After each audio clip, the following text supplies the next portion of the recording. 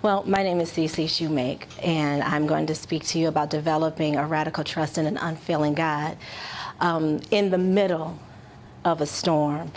And how do you reach out past what you see and what you feel and what you hear and what you can taste and what is touching you, and know that God is faithful.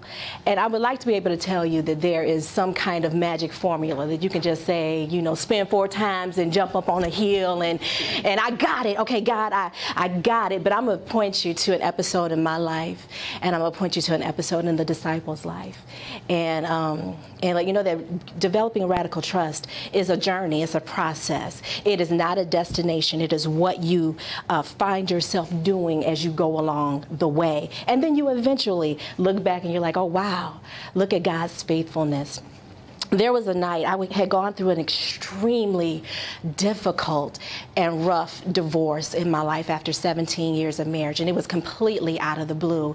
And the man that I had married as a junior in college and had my first love, my only love at that point, had completely flipped on me and my daughter, and became, as wonderful as he was almost diametrically opposed to this over here. And he became, it was demonic. There's no other word for it. Where he would never raise his voice. He would never yell. We became the victim of mental abuse, of physical abuse. There was an affair. There was, I thought that the man was trying to drive me crazy. And in the middle of all of this, in this storm that's going on in my life, the Lord speaks and he says, I want you to treat him with compassion.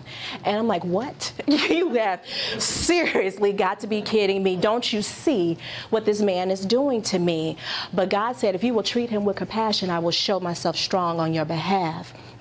And I began to do so, and it wasn't always easy, because there were times when I really wanted to pick up a frying pan and seriously and clobber this man for the hurt and the pain that I felt was unjustified. I didn't deserve it. And God told me that this is not about you, but I'm going to show you something about myself and my life. In the middle of all of that, God is speaking, and I am trying to trust him and lean on him, and it became a discipline to kill my flesh and to do so. There was a night and the storm was raging. It was as stormy in my heart as it was outside.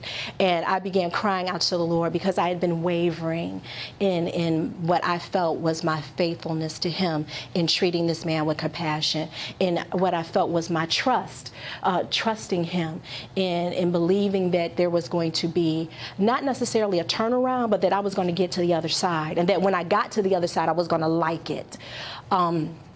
And I remember standing in my living room and crying out to God and saying, God, I can't do this anymore, and I'm tired of wavering. I'm tired of being up today and down tomorrow, of trusting you one minute and then falling on my knees the next minute, and I don't know what to do anymore. And the Lord spoke to me. He said, consider my son.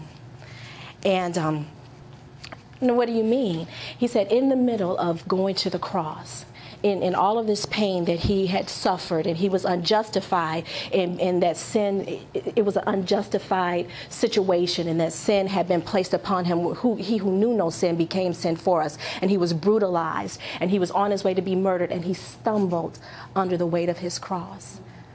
And he said, the Lord of glory, listen to me, stumbled under the weight of his cross. It is okay for you to waver sometime. And I will do for him what I will do for you what I did for him. I sent someone alongside to help him bear the burden of that. But the direction didn't change. You're still going to die. You still have to lay down, but you can trust me that there will be a resurrection on the other side of this. I learned that night that God can handle my up and down. He can handle my wavering. He can handle my doubts. He can handle when I have unmet expectations. He can handle the pain of that. He can handle the pain of me not being able to hear him and questioning what is going on. Just like the disciples questioned when Jesus said, I want you to get into this boat and go to the other side. And I'm going to stay over here, and I'm going to do what needs to be done, but you get over, you go on over to the other side. And when they got onto the sea, the storm was raging, and it was casting the boat aside, and waves were billowing, and they couldn't see, they didn't know what was going on, and they became afraid, and they saw this apparition walking on the water, and they're looking out as the sea is tossing and the storm is raging, and what is that? That's a ghost. And Jesus said, no, it is I. And Peter said, Lord, if it's you, bid me come. And I don't know what it was about that. And Jesus said, come. I don't know what it was about that command that Peter heard. Did he recognize the Lord's voice?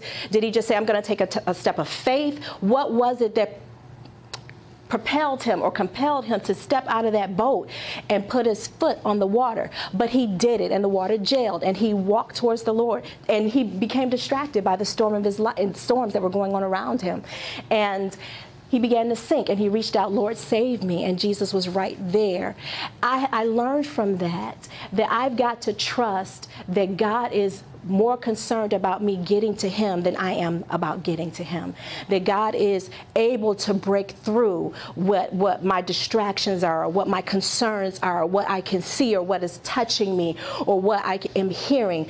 God is, my mind began to shift, and I began to understand that God is able to break through, and that he is trustworthy and faithful enough to break through, so that my faith had to be in his character. My faith had to be in his ability beyond my own ability to hear, my own ability to understand, my own ability to discern, my own ability to comprehend what was going on around me. All of that became unnecessary when compared to the faithfulness of God. And I want to leave you with this. Radical trust in God is about you shifting your mindset, getting a paradigm shift, getting an understanding of God's faithfulness, of God's character, of God's righteousness, of God's holiness, and that becomes more important to you. That becomes the determining factor in your life over and above what you discern, what you hear,